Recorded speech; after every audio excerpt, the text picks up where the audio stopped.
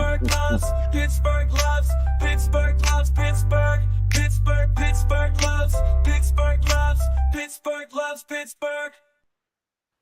All right, welcome to Pittsburgh Loves Pittsburgh, everybody, here on OneBurg and OneBurg.com. I'm your host, Brian Carruthers. Let's bring in our co-host. It's been an exciting day here on OneBurg. My main man, Ed True. Hey, Ed. Hey, Brian. Good afternoon. This has been a podcast marathon for us today. I wanted to tell you that a friend of mine, Mark, who does knee replacements, is a OneBurg follower. And he said that yesterday, while he was doing a knee replacement, in his mind, he starts singing, Pittsburgh loves, Pittsburgh loves, Pittsburgh loves, Pittsburgh. And I actually think maybe we need to get rid of it. I think that it's going to cause traffic accidents. I've told you from the first time that you started it last week that it's catchy. I hum it all day long. Luckily, I'm not doing any knee surgeries, though. But I guess it got him in the rhythm. So anyway, yeah, welcome to the show today, everybody. Pittsburgh Loves Pittsburgh. Just ask us, and that's the whole name of the show, is not just Pittsburgh loving itself, but also the people that make it great, that have had a really fascinating and fun impact on the city. Let's bring in our guest. We have his name right in front of us, the great Robby Incmikoski. You know him and love him from your Pirate broadcast for such a long time. He's now in Texas with the Rangers. Hey, Robby, welcome back to the show. Well, guys, I don't know how to top an introduction like that with the song. It's probably going to be stuck in my head for a while, and be joining you two guys. And it's really, really cool to be asked to come on and talk about, Pirates baseball and sports in the city of Pittsburgh. And thank you guys for having me. It's pretty cool.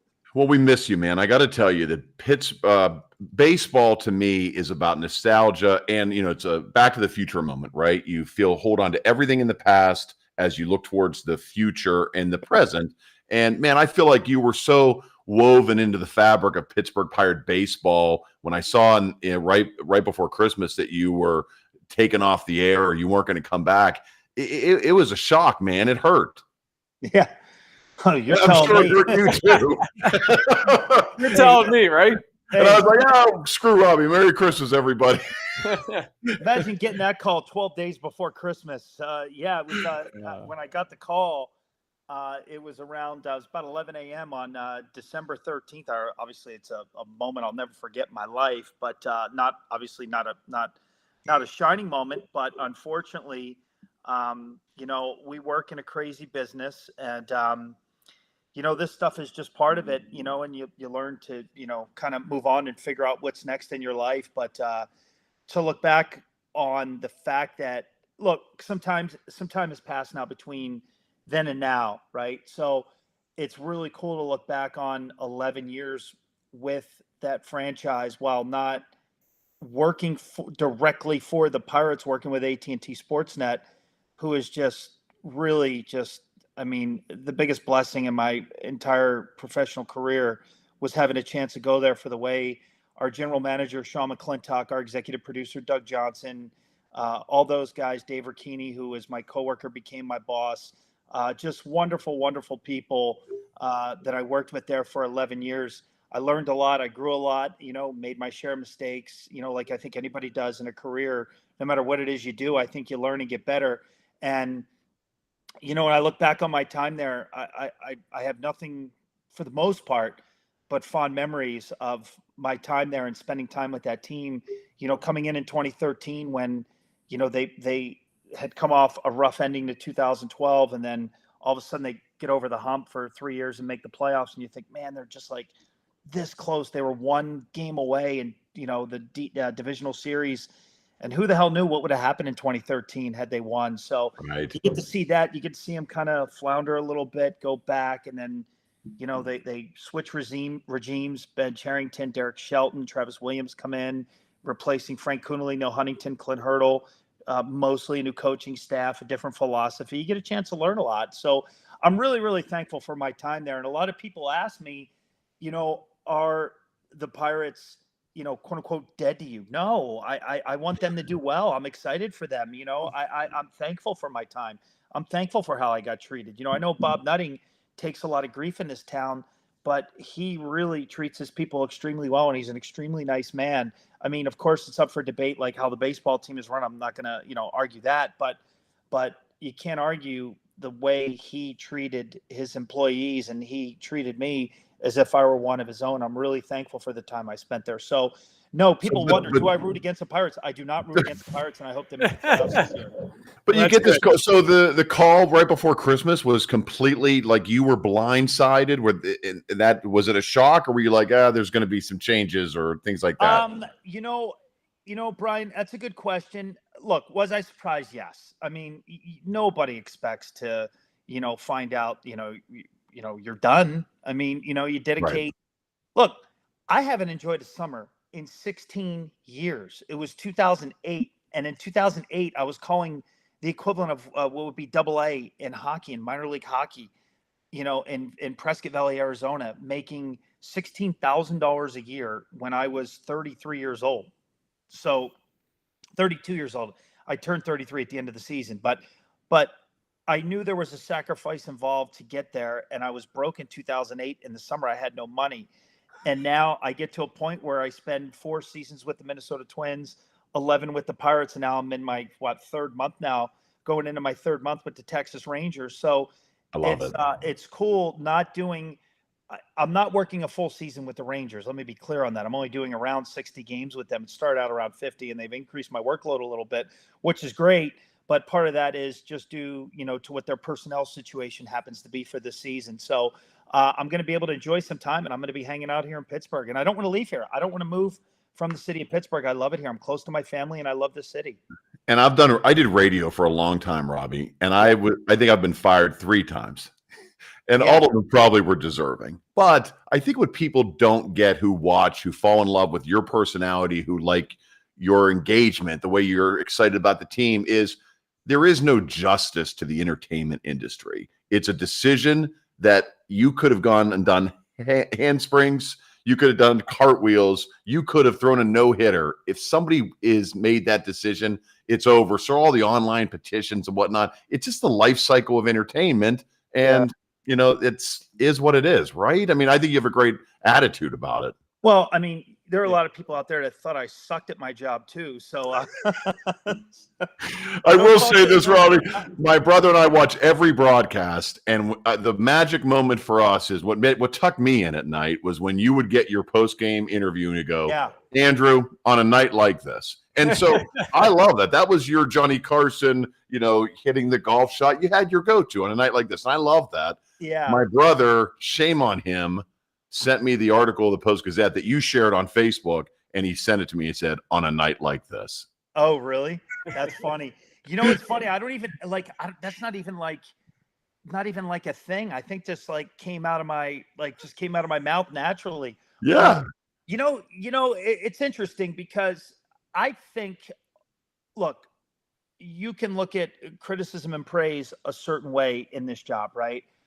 The only thing I control is my effort, my attitude, and my work ethic day in and day out, right? That is something I'm in control of each and every single day I go to work, okay? It's up to everybody else to decide whether they like me, didn't like me, for whatever reason or another. Like there's a radio guy in Pittsburgh that clearly hates my guts, and it's so funny. I'm like, I don't even know this dude. Never even spent time around me, yet he blows me off and goes out of his way to not talk to me every time. And I'm not going to call it out because I don't feel like getting into a pissing match. Shame on Bob Pompiani, seriously. Oh God, Bob is like the nicest guy in the world. But Bob's a great guy. Definitely not him. But you know what? Like this is going to sound crazy, but I only know how to be honest about things, and I can only speak for myself. I worked my ass off at that job. And I put everything I could into it. And hopefully, I was able to uncover a couple stories for people and their favorite players on their favorite team. All right. Now, some of it is nonsense, right? We do 150 something games a year at 4 hours a night. When you look at pregame, game, postgame, we can't hit home runs every single night. Like it's just sometimes just not possible. If the team is struggling, it's harder. People are frustrated. It's hard to talk about how good a baseball team is when they've lost 7, 8, 9, 10 in a row. And everybody goes through it. The Texas Rangers are having a hard time right now, and they won the World Series last year. Their offense is struggling right now. These things ebb and flow throughout the course of a season. So it's kind of similar in terms of broadcasting, but the criticism, for whatever reason, just never bothered me. Like I've embraced it if it was critical. If it was nonsense, somebody just yelling, "You're a hack," or "You suck," or just some stupid comment just to say it. But largely, it's for social media only, because whenever I meet people, nobody comes up to me and goes, "You suck," or "You're That's an right. asshole," or this and that. That's Anybody that right. meets me knows how I treat people, and I treat them very well, and I take a lot of pride in how, what my reputation is, and I would gladly stick my reputation on the line, up against, or not up against, but up with anyone in our business. So I A appreciate lot of all the nice keyboard comments. warriors, right? No one's saying this to your face. Like just keyboard warriors. They're just doing their No, thing. of course, and I think we know this. We're at the point in social media. You know who these losers are every day that do it. Like I remember one time North Shore 9, who just did nothing but rip me. They tore my ass apart constantly, right? And and I laughed at some, because my buddies like to break my balls about it. Like they'll send it in a group chat, like, "Oh, see, you got another fan," and somebody's pointing out something I screwed up or whatever. But it's like, and then when I saw him, that one dude one time kind of, not, I wouldn't say ambush, because he didn't ambush me, but he was like waiting there with a camera as I walked out of the clubhouse in spring training, where all the players and everybody walks from right field. They walk past like the bullpen and down to the dugout at Lecom Park. And, all of a sudden he was like being nice. I'm like, "You guys hate my guts. Like, why are you trying to like interview me? Like, all you do is tear me apart constantly." So it's like, whatever. I mean, it's cool, but like, we work in the candy store of life. So if somebody's going to criticize me because they don't like the questions I'm asking or a story I'm telling about their favorite baseball team, then you got bigger issues than criticizing me. All I Yes. do is ask stupid questions for a living. Believe me, I know. Well, Robby, I did want to ask you, you kind of touched on it just a little bit ago. You did the Pirates broadcast for 11 years, right? Yeah, I did. Yep. So for 11 years, you saw 3 winning seasons, which were magical, 13, 14, 15. 2018 kind of snuck in there, but barely. But yes. Four If we're winning getting seasons. technical, but yes, 3 real winning seasons. Yeah. Yes. There you go. So you've seen a lot. You see a lot of losing, and really past the All-Star break, you're in the dog days of summer, the dog days of a baseball season. Baseball is such a marathon. It's such a long game, and Brian and I talk about this all the time. I think of the great Greg Brown, and I love Greg Brown, but man, he's been doing this for so long, and he's seen way more losses than wins, and how he can still stay positive in September when the team's way out of it, but Kutch comes up and hits a home run. It just blows my mind, especially this late in the game. I think it says a lot about him, but how about a lot about you too? I mean, were there moments late in the season where the Pirates are just, they're on their way to a 100-loss season, and here we go again? Bro, we have those moments in May. You think we have some of those moments some years, and we're like, holy shit. Like, we've thought about it, but the one thing I think we realize that I think sometimes fans don't quite gather is what goes into the effort, how much effort these guys put in on a daily basis. Look, you're not going to compare guys on certain teams to Shohei Ohtani, Mookie Betts, and Freddie Freeman being your 1, 2, 3 hitters, or 2, 3, 4, whatever their order is right now. But so not everybody can compare that. Everybody's going to put Mike Trout and Shohei Ohtani, obviously when Ohtani was with the Angels, but not everybody's going to trot out the Atlanta Braves with Acuna, Albies, and Austin Riley, and all these great players. And the Rangers have Simeon, Seager, Adolis Garcia. There's going to be a lot of big lineups out there, but don't ever shortchange the Pirates or some of these teams. I can only speak for the Pirates and how hard they worked day in and day out, how hard those guys behind the scenes, how hard they work. So I think a lot of times it's easy to say, yeah, they're struggling. Yeah, they're having a hard time. Yeah, the All-Star break, it's, we're on our way to potentially 100 losses. And I hope they don't lose 100. It's really easy to criticize people. It's just really, really easy to do. But at the same time, you realize you have to acknowledge reality. I mean, you guys aren't fools. You know what you're watching. We know what you're watching. We know what we're watching. But, I just think we always held that hope that at some point in time they were going to be better. And now, I think we're starting to see that. You look at how good the rotation is. I know the offense has had their struggles. The bullpen have had their struggles. But all the pieces are there. And you really have to give credit, at least to an extent, that they put themselves at least in position to have a competitive season this season. So, yeah. What Brownie does, Ed, is unbelievable how he maintains that enthusiasm. And I really think Pirate fans should really, really appreciate having Greg Brown as your play-by-play guy, because he's a dying breed in that he's been there for 31 years now, Right. and he loves the franchise. He lives and dies with this franchise, with the wins and losses, the ups and the downs. And he's one of the greatest play-by-play announcers the game of baseball has ever seen. And I don't know how many guys we're going to see with a franchise for 35, 40 years. And we're lucky to have one here with Brownie.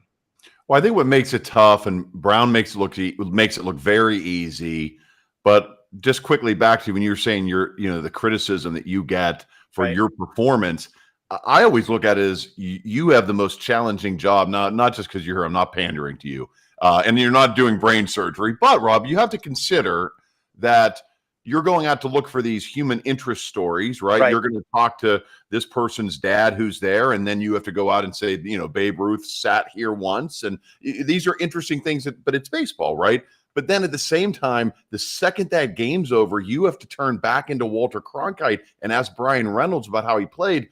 There's got to be a lot of mental equity going on that makes that difficult because you're not fully watching the game at all moments, right? I mean, this is a difficult gig. Yeah, for sure. Yeah, that is acquired. I appreciate you asking that and pointing that out, because you do have to kind of keep your hands in two different things. You got to sometimes organize stuff. You got to see, whether it's simple logistics. Where is somebody? Where are they sitting? How quick can I get there? When are we doing the interview? What's the flow of the game? I mean, we're going to plan to interview somebody at the top of the second inning or the top of the third inning when we know we're going to have a shorter commercial break. And maybe even if we have 15, 20 more seconds to talk to somebody, maybe you can get something interesting in 15, 20 seconds. Because in television, that's an eternity. So especially when you do what I do, you got to get in and get out while as few pitches as possible are thrown. Because what if the guy hits up first pitch smash 500 feet? You don't want to talk over that. You look like a jackass when you're doing that. Now, look, sometimes it happens, but that's out of our control. You can't control that. Story into 20 seconds. No matter who the hell, Walter Cronkite couldn't do it in 20 seconds. Right. And you got Aaron Judge swinging first pitch and he hits one into the Allegheny. What the hell are you going to do? Sometimes you get caught with your pants down. It just happens, right? Well, also, you can, when you talk about people criticizing you after you've done a whole game of human interest stories and, throwing back and forth the Brown, Brian Reynolds hits a game-winning double. You're not going to say, hey, isn't it amazing that Babe Ruth was in this stadium? Oh, yeah, I know, right? So fast. Yeah, it's, so you do have to pay attention to it. Yes, you have to have an idea. You got to know the storyline of the game and what's going on. But we have the luxury of all kinds of stats. We have a producer, director, graphics person, replay person who could send you a video of something if you need it behind the scenes. Sometimes they'll just take a video on their phone, text it to you.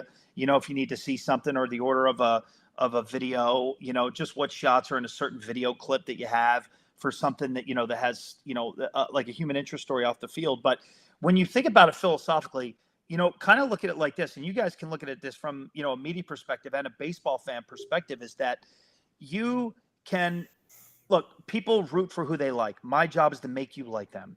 Like you see, like a Joshua Palacios, right? Yeah, he's in the minor leagues right now. He had some brilliant moments last year, had some moments where he struggled, right? Every baseball player goes through it. These are the greatest players in the world that you're competing against. But the guy's an entertaining personality, so you want to highlight that as much as you can and make people kind of pull for a guy like that. And that's really people, when you interview somebody's parents, think about this. I mean, Brian, you have kids, right? Right. Do you have kids, Ed? Yes. Yep. Two boys. So you have two boys, right? So think of anything, no matter what, no matter what your children want to do in life, think about them hitting the highest level of their chosen profession, whether it's business, whether it's sports, whether it's law, medical, anything. How proud would you be to see them hit the pinnacle of their career? Now, when you look at it in sports, you can quantify that. You make the major leagues, the NBA, the NFL, the NHL, Major League Baseball, professional soccer, the WNBA, whatever it is, you reach the highest level. These kids have worked their balls off to get to where they are. Even if they're a fringe guy that's going to spend 2 days in the big leagues, you know what? You take every major league player in the history of the game, you couldn't fill half a stadium with every player in the history of Major League Baseball. Think of those odds and think of how hard that is. and you think like these parents are like rolling their eyes because I'm coming up to ask them about them, you No are way. out of your goddamn mind. They're They are loving it. This is happy the greatest as moment of hell. their life. It's They something. are happy as hell when I walked up to them to celebrate their kid. I don't give a shit. Sorry, am I allowed to say that? Yes. Are we Too allowed late. to? Go ahead. You're good. You're allowed to swear as much as you want. Out if I didn't say it. But like, these parents don't give a rat's ass whether their kid is like, whether it's a Bo Sulcer or anybody who may have a quote unquote cup of coffee in the big leagues, or somebody like Drew Maggi. Think of Drew Maggi's story. The dude spent 13 years, and it happened to be happenstance that he comes up and gets a couple games in the big leagues. Never going to be in the big leagues again, most likely. I'm not going to doubt the guy. But when you look at it, celebrate those stories and what they mean to their family. You know, these parents couldn't be happier to see me walk up and celebrate their kids doing it. Whether it is Paul Skeens, who by all appearances is going to be one of the most dominant pitchers in the league for a long time, or whether it's a middle reliever who is just getting 10 innings or 7 innings in the big leagues for his career. People love that, and we tried to celebrate that. So I think a lot of people, while people are quick to judge, look at the story and look at the journey that goes behind it. There's a dad that was playing catch with that kid when he was 2, 3, 4, 5, 6 years old. Now he's facing Mike Trout. Like, think about that for a minute and realize why we celebrate it. I hope It's baseball, right? It's baseball. They're great super moments, Robbie. That's for sure. And you bring up some good points there as well. But I wanted to ask you, talk a little bit about you've been in Texas now around the Rangers and that fan base and that team. You spent 11 years here in Pittsburgh. Pittsburgh's one of these cities, and Brian and I talk about it often. Steeler heavy, Penguins, college football, high school football. But man, this city loves baseball, and they love the Pirates, and the city's going to explode when they finally make that final turn and get there. They're battling for it all the time. But talk about the difference between the two areas when it comes to baseball. Texas, where you're at right now, and Pittsburgh, where you were for 11 years. Yeah, you're exactly right, Ed. I would love to see the Pirates win a World Series just to see the fans. I can't tell you, one of the coolest parts of the job was sitting at spring training, hanging out in the outfield, waiting for guys to come down to interview them, right? Because up until the pandemic, there were a lot of alumni that would come and show up, like they do appearances, sign autographs, take pictures and stuff. Mike LaValliere, John Candelaria, Sangy, Rennie Stennett, RIP. But like, there's so many great former Pirates have come by. And I'll never forget one day, this was maybe 2019. I feel like it was before the pandemic, could have been after, but I remember sitting out there with Manny Sanguine one day. And I remember seeing grown-ass men who remember 71 and 79. They remember as a kid. I can't remember if Sanguine was on the Sanguine was not on the 79 team, was he? I can't remember if Sanguine was on both. But I know he caught. So it's 1971, right?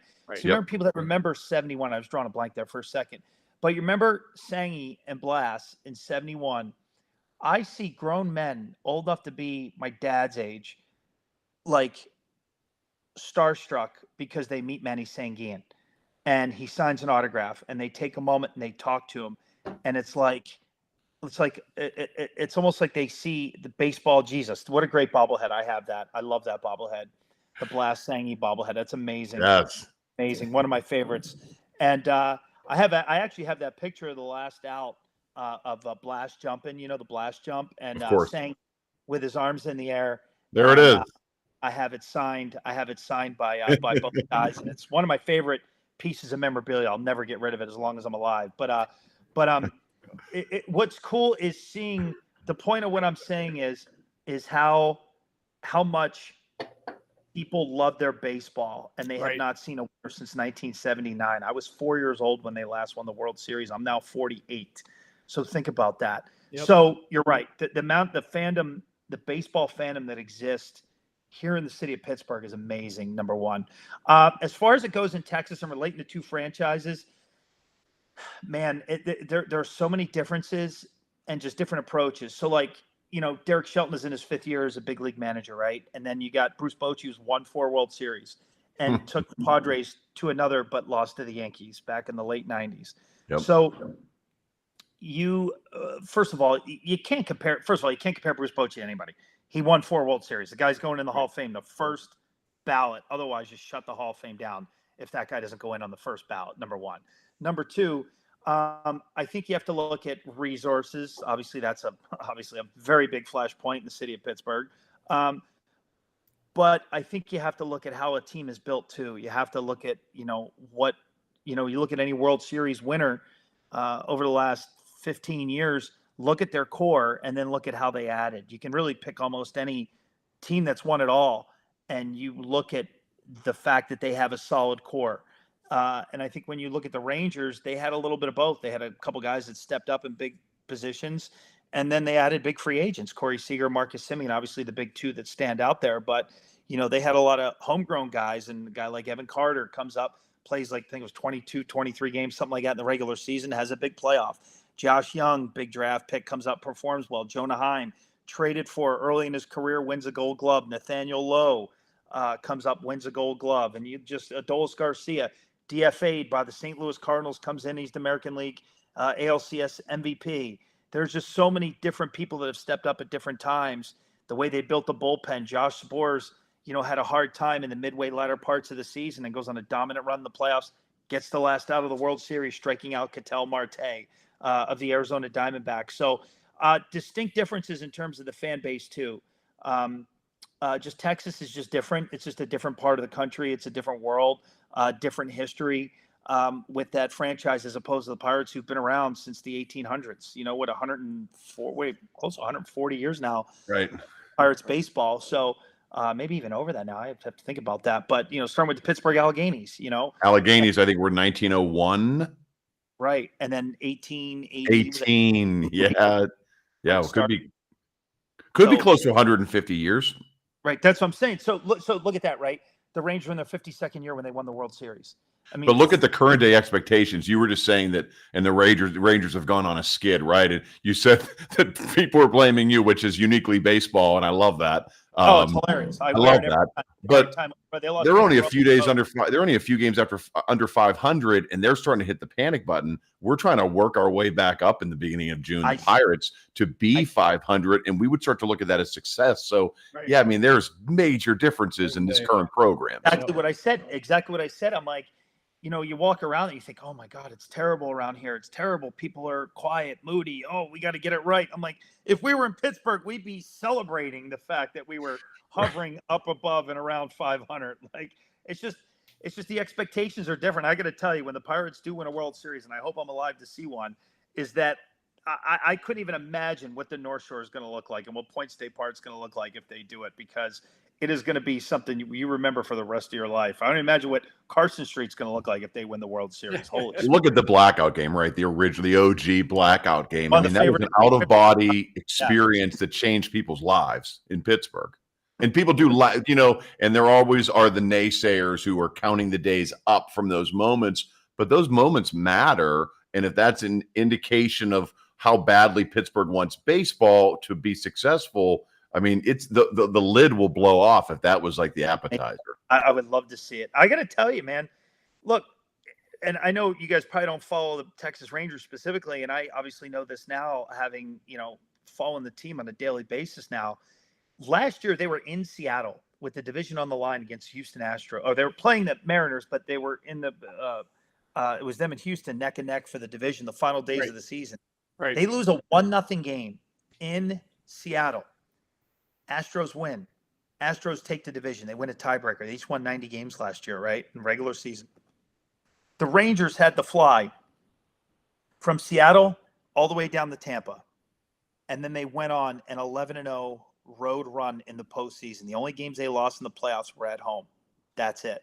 Yep. And it's like, all you have to do is get in the tournament and anybody can win. The Texas Rangers are living proof of all you have to do is get in and anything can happen. Nobody. Yeah, they were terrible. Then by the All-Star break, they were not contenders. No one was talking. They lost 8 in a row in August, and then on 2 separate occasions, they lost 4 in a row in September in the midst of a pennant chase, and they ended up going 11-0 on the road. So I guess my overarching point here is let's not look at what it takes. All you have to do is get in and anything can happen. Look at the Giants in 2014. Madison Bumgarner made the greatest pitching performance in the history of baseball in the playoffs in 2014. And they and he shoved it up our ass. I was going to and say. they had to travel to Pittsburgh to win the wild card game to get it started. Yep. But look, the reason Pittsburgh wants baseball so badly is I can tell you points leading up to that, you know, my friends, Ed's not one of them. Ed's a Pirate hater secretly, but No. he's already moved on to spring train or for summer camp for the Steelers, Robbie, full disclosure. But but there's moments where you look back as a fan and you know you wanted bad, because I still think about when they sent Baumgartner to Pittsburgh to get on the time schedule to pitch in that game to be ready for the playoffs, and we were still trying to figure it out. We started Garrett Cole against the Diamondbacks when we were going to win that game no matter what, when we were trying to still win the division in 13 when we couldn't catch up. We burned these guys to try to do different things. These are still moments that really get me nervous and get me excited. And I think that's not uncommon. I still think people want baseball badly in Pittsburgh. Oh, there's no way. And these are some great fans here. Like these fans, they know their stuff. Like they know their baseball. They know their Pirates history. And believe me, more often than not, when people come up to talk to me or grab me walking, wherever amongst the ballpark, or if I'm out somewhere, I mean, people love talking baseball. And that's what made the job so great, is that you had such an energetic, passionate fan base, and it's unbelievable to see how they became a fan, whether it's from we'd be on the road and there are people that love the Pirates that have never been to Pittsburgh. It's like their dad was from Pittsburgh, or their mom or their aunt or their grandma, or somebody was a fan. And obviously that's huge with the Steelers. Of course, Steelers are an international brand, but you get a lot of that too. But that is what made the job so awesome. And when you compare fan bases, back to Ed's point, a lot of people were a little jaded where they were kind of expecting him to lose. Because remember back in 2011, David Freese hit that dramatic home run, that prompted Joe Buck say, "We'll see you tomorrow night," invoking his dad, and you look at, they were like, "Oh man, we're just expecting," because they made the World Series in 2010 and 2011. And lost both times. They were like one out away from winning it, and then Freese hit the triple over Nelson Cruz's head in right field. So they were just kind of waiting. And then last year, you see him go, get over the hump and do it. It's wild. And we played for the first month of the season, a lot of fan reactions. Where were you when? Where were you when when the Rangers won the World Series? And there's a video that stands out that was in a feature, and it was a home video. People were in their living room watching the last out. And I watched somebody, I don't even know who the person is, but they ran over and hugged what appears to be their grandfather. And he was sitting in a wheelchair. And it's like, wow. Like, you talk about baseball being a family sport. Baseball, man. My broadcast partner sometimes for the pre and post game is a guy named David Murphy, who was an outfielder who's on those 2010, 2011 teams. And I said, "Murph, watch that again. Watch that reaction. That is how baseball impacts families." And it's one thing that stood out was just watching this guy hug. Again, I'm just assuming. I don't know if it was his dad, his grandfather, whoever it was. But then he's in a wheelchair and can't move and can't get up. And it's like, wow, I got to watch the Texas Rangers win the World Series with my grandfather. And that's something they'll never forget. And I hope fans in Pittsburgh get to have that moment. I just don't want to be, I keep telling my kids, I don't want to be when you saw in Chicago when they finally broke their curse to win the World Series and people are at cemeteries with transistor radios on the graves and pouring beer. I just don't want to be in the ground. I'll pour it. I just don't want to be in the ground. So we need something to happen because I'm in bad shape, Rob. I don't know how, I'm overweight. I don't know how many more years I have. Within the next 5 years for Brian. Yeah, I know. I love how you two are going at each other. I love it.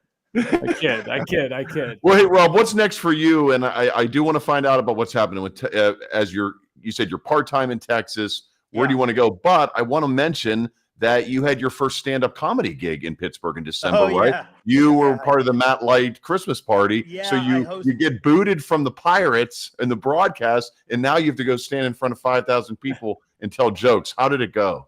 That would have been, so it happened on a Wednesday and Matt's show was on Saturday. So it was 3 days after 3 days after getting fired, I had to go and stand up and try to tell jokes and host a comedy show. That was It's Stage AE of all places, right?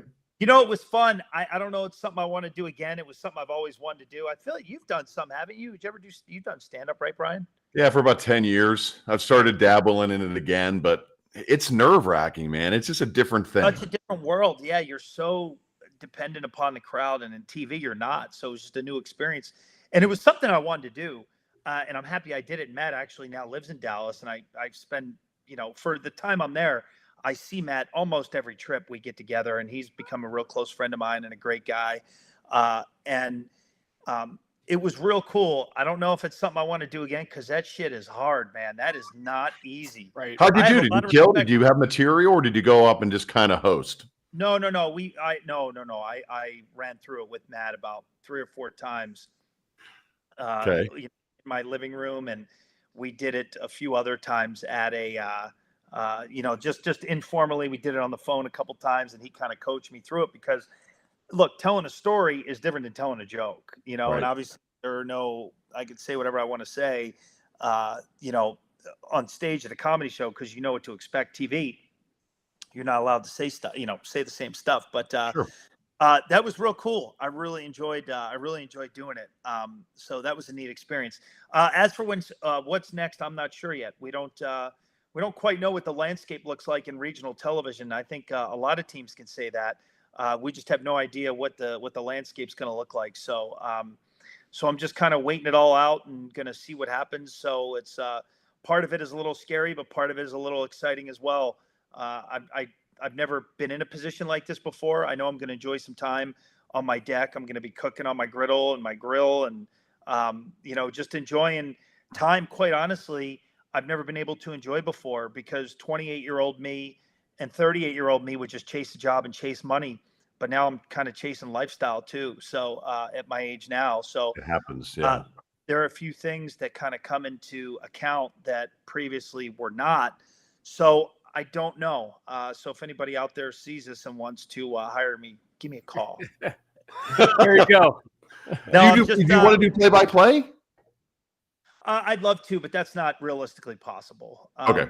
It's too late. That's not possible. There are people that, work their ass off, and I wouldn't want to take an opportunity from somebody who spent years in the minors, getting an opportunity, and then only for somebody to step in over them. That would, I don't like that when that happens. I think a lot of people should be rewarded for their efforts and, spending years preparing themselves for something. So I disagree, Rob. I'll be your manager and your agent. I'll block all the noise out for you, and I'll get you these jobs, man. No, it's I'm certainly a little nerve-wracking, but also exciting at the same time. And the one thing I've come to realize, man, is that time is one thing you don't get back. You can always make money. You can't always get time. So I'm going to enjoy some time this summer to hang out, and then whatever's next, I'll figure that out, at the appropriate time. And I'm not just giving you a cliche answer. I genuinely don't know yet. I mean, I'm going to work the rest of these games with the Rangers that are on my schedule for this season. And then who knows? Nobody knows what the TV landscape looks like for regional TV. Well, good for you, Robbie, because Brian would probably give up one of his kids to call a game at Wrigley Field just once in his life. So good for you. You know what? You know what's cool? We just had a guy. There's a guy named Jared Sandler. Jared Sandler is a Metroplex native, Dallas Fort Worth area. The guy loves Dallas sports, like eats, sleeps, and breathes it, bleeds it. Wait, what's the Metroplex? That's what people call Dallas? Dallas, like the Dallas Fort Worth, Arlington area. They call it the Metroplex, that whole area. But we had a dude who's the pre and post game radio host named Jared Sandler, does some play-by-play on radio. He just did his first TV game this weekend. We were in Miami, and he's like maybe 35, 36 years old, something like that. And to see a kid work his ass off to get an opportunity was really cool. And I was really honored to be a part of his first broadcast as the reporter on the field for his first game doing play-by-play on TV, because I said to him after the game, I'm like, dude, don't underestimate how big this moment is. There are thousands and thousands of people that dream of calling a major league game on TV, and he had a chance to do it. And it was pretty cool. That's right. Well, we had Rob King on earlier in the year, and there's always there's speculation going on that he might be the Steelers guy, and we're rooting for him. But he did a Pirate game, a day game, I think, the Jared Jones pitch, and Ed and I both emailed him. I'm watching it like it's like someone I know. I'm like rooting for him as he starts. I'm like, yes, keep going, great job, good. Because it is. You never know when these moments come and go. That to broadcast a game, to be on the field like you did, to be at Wrigley, to be all these places, to be at the Metroplex, whatever the hell that is. It's important, right? Yeah, I mean, especially when you're a privileged asshole like Rob King. So it works out well. We're gonna let him know that. We'll let him know you said that. Can you replay that clip and send it to him, please? Let me It tell you something. was funny. I said, "Hey, where do you live at?" Before we went on, he goes, Bradford Woods area. I don't know if you know where that is. And I want to be like, all right, dude, I know I'm in McKees Rocks, but you don't have to like shove it down my throat. You know what? Rob King is, and I know this is so cliche. I don't think I've had a better colleague, coworker, teammate, whatever you want to call it, than Rob King. He might be the nicest. And when you look at like a guy that's uber talented and treats people the way he does, he might be my favorite guy I've ever worked with in my entire life. That's why I like getting a chance to call him a privileged asshole on any media platform I can, because from minute one, that dude took me in and treated me as if I belonged from day one. And I'll never forget how Rob King treated me. It just every single day. He is the most genuine, wonderful human being anybody would ever have the privilege of working with. And he's always wanted to call big league games. He actually did a couple before. I feel like he did Gregory Polanco's first homer back in 2014. I feel like he subbed a couple times when either Tim Neverett or Brownie missed a game. Kinger would step in and do it. He also did West Virginia. He did high school football, and we televised that. He did West Virginia basketball. Multi-talented host. He can do reporting. He can do everything, and he's as good as it gets in our business. And he's a privileged asshole. We're big fans of him, and we're big fans of you, my man. And you could tell, that you guys have the same type of talent, same type of abilities, and overall just good people that we really enjoy listening to call these games. Well, I appreciate that. And look, I love it, man. I loved all those fans. And I said this to Jason Mackey. I went on his podcast a couple weeks ago. I genuinely mean this when I say this. I'm thankful to all those fans out there who have sent me either messages on Facebook, text messages, emails, everything.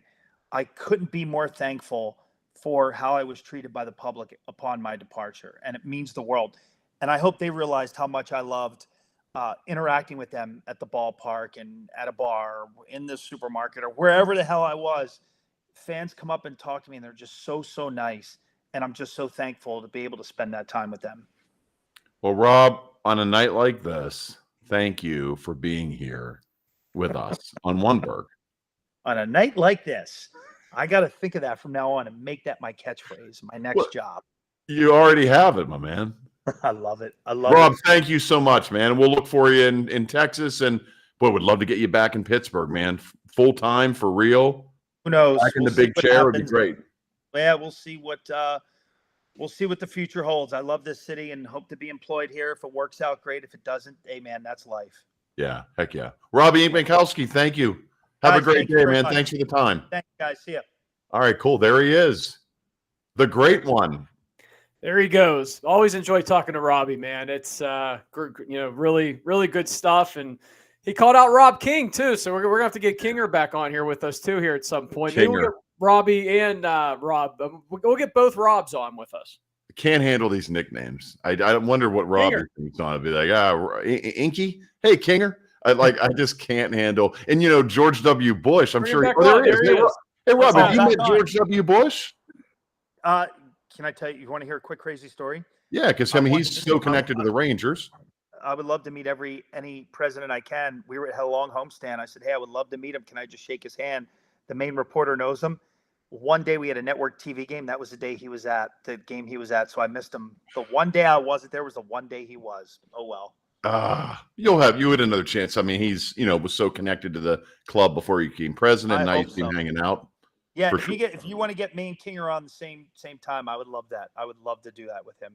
Oh, I thought you were going to say George W. Bush. We can't make that happen. I wish I had the power to make that happen. I have none. Yeah, that'll be a cool moment, though. That'll happen, right? Of course. Be good. I hope to meet him. I just want to shake his hand. Any of them. This isn't about politics. The president's president. So I would love to meet him. Yeah, for sure. All right. Bye, Rob. Wow, that was fierce. I felt like Greg Brown saying like, "All right, thanks, Rob. We're gonna get back to the game now." I know, right? This is the long Pittsburgh goodbye, and I know Rob's still watching us. This is me, Brian, and I. Every podcast we do, it takes us 16 minutes to sign off. We say goodbye 8 different times. Yeah, well, it was great to talk to him, and he really did hit a very important aspect of his job that is meaningful to baseball, because baseball is still America's pastime, still the national pastime. It still matters. But people do want to know these stories in a really great way. And baseball is still a friendly game. Wrigley Field is still, as much as I hate it and hope a boulder crushes it, it is still the friendly confines. PNC Park has that same feel. And you know, Steeler games and Penguin games, there's a brute force to it. But baseball is still America's game and still a friendly game. And people like Rob keep that going. And it still matters. And I still think there's such a valuable part of it. And I'm glad that he's bringing it to Texas. And maybe GW and Rob will become friends. Matt Light, Rob Incmikoski, and George W. Bush all walk into a bar. What if they all did stand-up together? How great would that be? Well, I stand corrected. I think George W. Bush was an alcoholic. I don't think he'd go into a bar. I think he's recovering, so he wouldn't go into a bar. But he's an old guy now, busy painting and all that stuff. But that'll be cool when they finally meet up. That'd be great. I think that's a stand-up lineup in the making, my man. Yeah, for sure. Well, thanks to Rob Incmikoski. Ed, thanks to you. Thanks for everyone to check this out. Hey, just a reminder on debate. Hey, is Rob still there? No, he bounced off. I wanted a long goodbye him. Tonight on One Berg at 7:30, our buddies Dave Thanoli and Chris Fletcher will have the great Sean Gibson on, the great grandson of Josh Gibson, to talk about Josh being put into the record books officially through all his Negro League statistics. So they're going to have him on tonight. I'll be checking that out because I love Negro League baseball. Sean is a great guy. And, of course, the legacy of Josh is worth repeating every day, in my opinion. Wait, I mean, this is almost on cue. Look at this. There he is. Josh Gibson. Hold on a second. Hold that thought. Right here. On the show tonight, the grandson of Josh Gibson. That was actually a pretty good segue here, my friend, with all my different bobbleheads. I'm in the corner of my game room, and I got all kind of different bobbleheads back here to display. Brian has left us. Where is he gone? We're not sure. Said he'll be back here in a second. Hold on. I can't walk very fast. We're waiting. I'm trying to prevent dead air time here with our audience. There Look, we go. Now you back. got you have your Gibson from the Homestead Grays. Oh, please welcome Josh Gibson from the Pittsburgh Crawfords. Oh, wow. Look at that. Yeah. Can we do this? There we go. That's awesome. Very good. I like to think at night when I go to bed, these come to life in my basement and they play baseball against each other. I have a Pittsburgh Crawford as well, but mine is Satchel Paige. The great Satchel Paige. Now, there's a badass guy. There you go. He's missing an arm, though. Wait, Satchel Paige's bobblehead is missing an arm? Yeah, we lost a hand, apparently. I just noticed that now. That was probably one of my sons that didn't tell me. Probably why don't you just throw it away? No, I keep that forever. That's respectful to Satchel. There you go. All right, my friend. Right there. Crotch shot of Josh's bobblehead. What a great framing. All right, hey, thanks to Robby Incmikoski. Tonight, Josh Gibson's great grandson, Sean, will be here to talk about all those stats. Should be great. And thanks for watching. Ed, thank you. And remember, Pittsburgh loves Pittsburgh. Pittsburgh loves Pittsburgh. Pittsburgh loves Robby. Goodbye, everybody. I'm still on. Can you turn it off? Trying to. It won't let me. Wonder why. Bring Robby back on. Am I still on? Are we still on? I think we're still on.